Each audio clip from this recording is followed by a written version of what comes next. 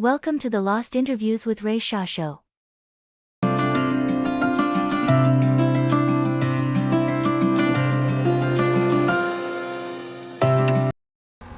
Hello? Hello, is this Gary? Yeah, it is. Hey, Gary, Ray Shasho with Examiner and CBS. How are you? Very good, Ray. How are you doing? I'm doing great, thanks. Now, are you in California this evening? No, I'm looking at the ocean in Maui. Wow, you're in Maui. Good for you.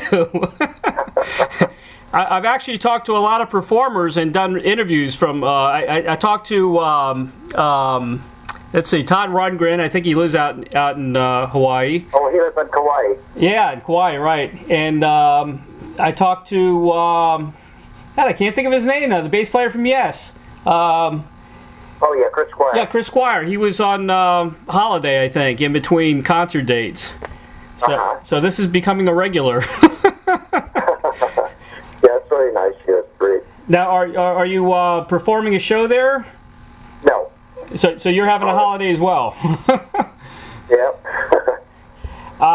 First of all, we've got a couple of shows to promote. You've got the Sail Rock 2013 that's going to be kicking off soon, right? Right. With Christopher. We already did one show in New York. Okay. I was on, and then they've done a couple of more shows without me because I'm on holiday now, but I joined them on the 5th of August in Milwaukee, just outside Milwaukee. Okay. And you've actually got a solo show coming up in Florida, near probably about 25 minutes from my home, at the Largo Cultural Center. That's correct, yeah. On the 5th of October, I believe. Yeah. No, on the 4th. 4th of October. Right, October 4th. Yeah. So that's a really cool venue. I don't know if you've played there before. It's very intimate, and they get great crowds there.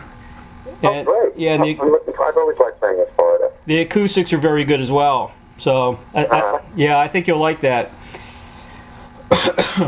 I cover all the. I also cover all the Hippie Fest, Happy Together tours, and Ringo All Star shows, and I covered your show when you were at Ruth Eckerd Hall for Hippie Fest as well. Oh, right, okay. Yeah, I wanted to meet you backstage. I hung out with Mark Farner and Rick Derringer, but I think you left already. Yeah, that's very well could be. Yeah.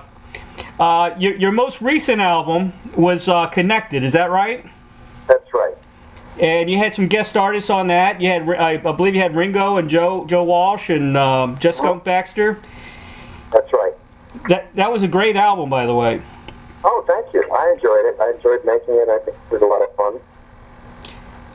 A couple of tunes in mine. I like Satisfied. That's an incredible tune. And Can't Find No Mercy was also a good song. A couple of my favorites. That's my favorite, yeah.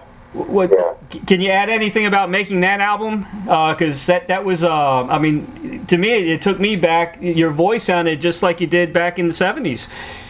Well, my voice hasn't changed really very much. I still do all my songs when I perform live. I still do them in the original keys. Right. And so it's not really, I've been blessed with that ability to retain that. And I enjoyed doing that album, Connected. It was a labor of love, and I took my time doing it and tried to do it real simple, kind of like how I had recorded Dreamweaver. Right. And I have a new project I'm working on right now. I'm writing a book that's coming out in October of 2014. Okay. And it's basically my memoirs and my relationship with George Harrison and Ringo and just basically my life story. Right. And they will be in the ebook version of the book. There will be new songs that will be on it, and video stuff, bonus material, and all kinds of things that have never been released. Oh, really? It's a lot of fun. I'm about 2/3 the way through, and never written a book before, but actually I had thought it was going to be difficult, but it's the easiest, most gratifying thing I've ever done. Yeah, I'm also an author. I've written a book, and I've got my second book that I'm also working on, which is going to include 101 interviews because I've done 101 interviews, coming close to it now, in less than a year and a half. So I think, yeah. And these are all in-depth interviews, and they're going to all be in the book. So yeah, but I'm hoping to get a publisher and not having to do it, self-published if I can. Did anybody pick up your book already, or? Yeah, Penguin. Oh, Penguin, yeah, they're great. Yeah.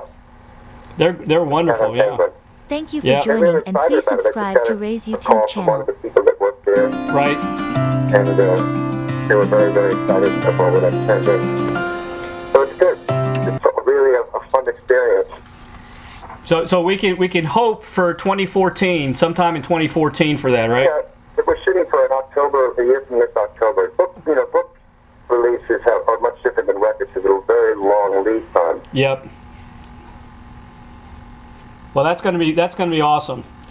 I've had a couple of recent metaphysical conversations. I interviewed Mike Love from the Beach Boys recently, and I just talked to Dave Davies of the Kinks. And I was wondering, what sort of techniques do you practice for spiritual awareness and physical and mental well-being? Do you meditate as well, or? I've been meditating for 35 years. Okay. And I practice actually the teachings of Paramahansa Yogananda, who George Harrison introduced me to. Right. And I checked out a bunch of stuff. I was actually involved in CM when I first started meditating.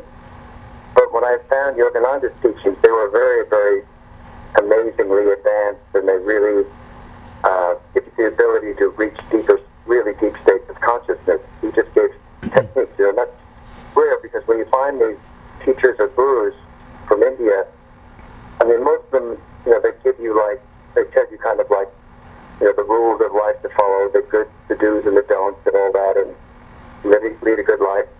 But they don't really give you the deep techniques and show you how to meditate deeply. Right. So, through the years, I kept practicing and I do it regularly, and it really has changed me dramatically.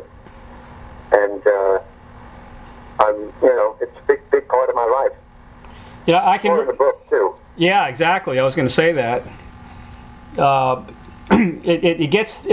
There's so many distractions in this world today. I mean, all you got to do is turn on the TV and. I know. I know. The ridiculous commercials and everything else. So we really need. You have to be vigilant, and I don't turn on the TV a lot. Yeah, good for you. I'm turning it off more than I'm turning it on. Unfortunately, I'm on the computer a lot. That's because I write a lot. So naturally you're going to be on there. But no, I am too. I totally always Googling things. You want to check out things and Wikipedia and all that. It's part of the line of work, Yeah, exactly. But you need to connect with nature, and that's why I just feel I love talking to artists, because they're very much in tune to that, just through their work, through their writings and music itself, So oh, yeah.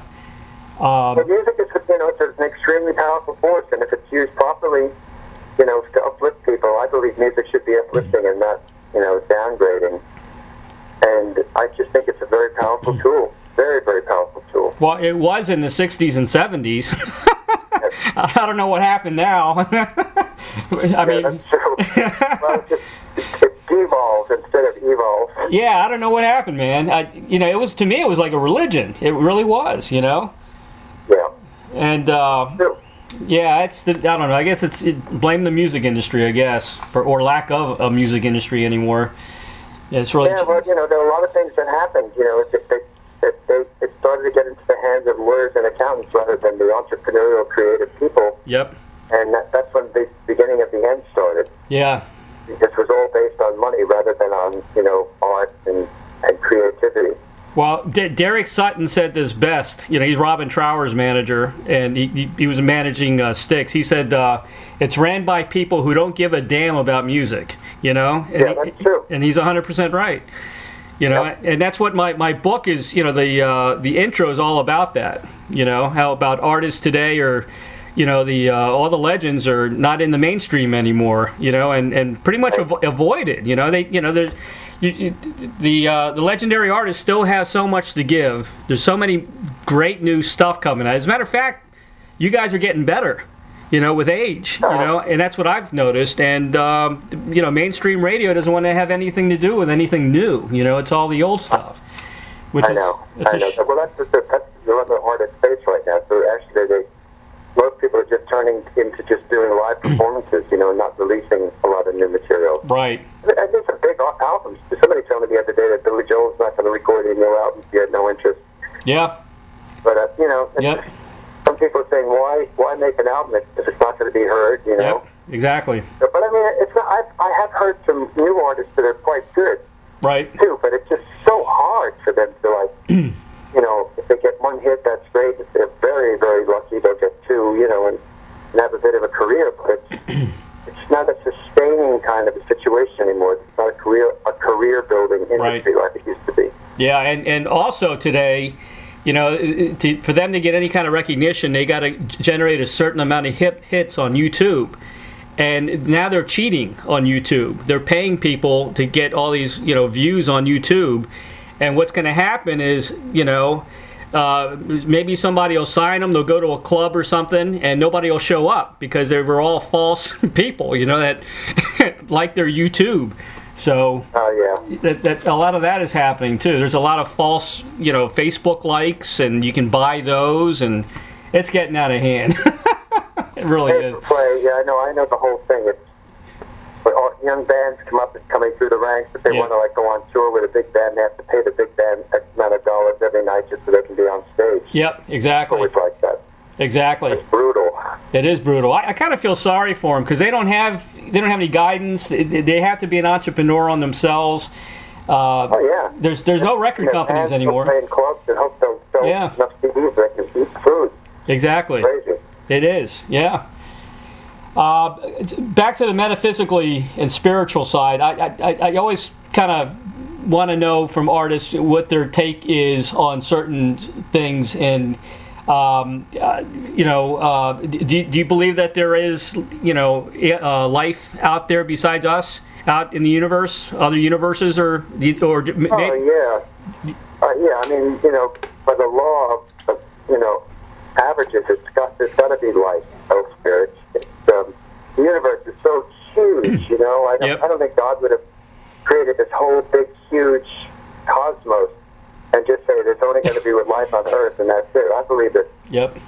That and it's part of Indian philosophy as well that there's life in other solar systems, other planets, and some more advanced, some not as advanced as we are. It's all relative. Right. And that all these things definitely exist.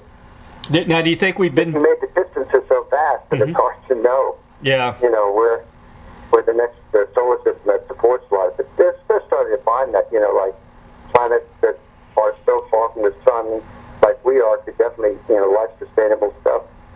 And who knows? I mean, we're all used to the paradigm that with oxygen breathing human beings. Right. Maybe, there might be life-breathing ammonia gas or some other kind of gas we don't even know about. So it's, I don't think God can be pinned down to any specific kind of thing. His ingenuity is just incredibly great. Yeah, and I think the universe, it's still growing, right? Is what I understand. It's continuing to grow from whatever they called it, the Big Bang or God making. It's still growing. Yeah. Yeah, I believe in that. Yeah. Now, do you think we've been visited before from, other civilizations? Probably, but maybe subtly, if they come, they just, there and they get what they want and then leave. Yeah. But, yeah. Chris Squire told me that the UFOs that we see are actually us from the future. I mean, that's, somebody, I guess, devised a time machine, and they're actually Americans, but they figured out a way to travel and come back, and that kind of that's what he believes. He wrote a song about that. So I thought that was interesting. Yeah. George Harrison, you guys were pretty good friends. How did you guys first meet? I played on his first album, All Things Must Pass. Right. We became friends, and he invited me to play on his future albums. When he was working on them, and we wrote some songs together. He produced one of the tracks on one of my albums, Footprints, and he played slide guitar on another track. So yeah, we were good friends. He was my spiritual mentor. Right. I think I saw that last special was on HBO, I think, about George. A lot of lost, tapes and things. That was incredible, And he was actually talking about death at one time or something, and he mentioned that it's going to be much better than where we are now. Like kind of like this place is a joke, And I could relate to that, Like he was. You talked about when he was referring to like the astral world. Right. Yep. Yeah. I mean, that's true. Yep.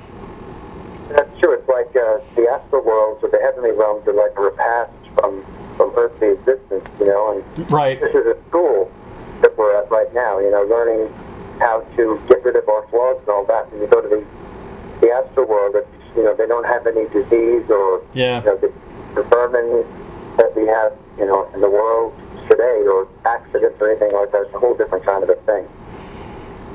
Yeah, I think I'm looking forward to that. Yeah, the universe made out of light. That's pretty cool. I think George is happy right now. That's what I think. I think he's where he wants to be. Oh, I'm sure. Yeah. George was he did a lot of good for the planet. Yeah, he did. Civilization, with his music, and he's just a wonderful human being, and I'm sure he's being rewarded, some heavenly realms, someplace in the astral heavens. Well, he was my favorite Beatle, and my daughter grew up listening to I Got My Mind Set on You. That was her favorite song when she was little. Oh, wow. She still remembers that. And I was actually fortunate to see George in concert. I think it was 74. Yep. Somewhere around there, where he had Ravi Shankar, and he had Billy Preston with him, and I think the LA Express, and a bunch of people on stage with him. Mm-hmm. Yeah, so. Dark Horse tour, yeah. Yeah, the Dark Horse. His voice was something was wrong with his voice at that time. I think he had a cold or something. Yeah, he had some problems with his voice during that period. Yeah, but it was an excellent show. Really, really good show. Yeah. I didn't realize you played on Nielsen's Without You, didn't you? I did. You played piano on that. A friend of mine. Yeah. I talked to Joey Mullen not too long ago too. But from Badfinger? Yeah, they wrote that tune. Yeah.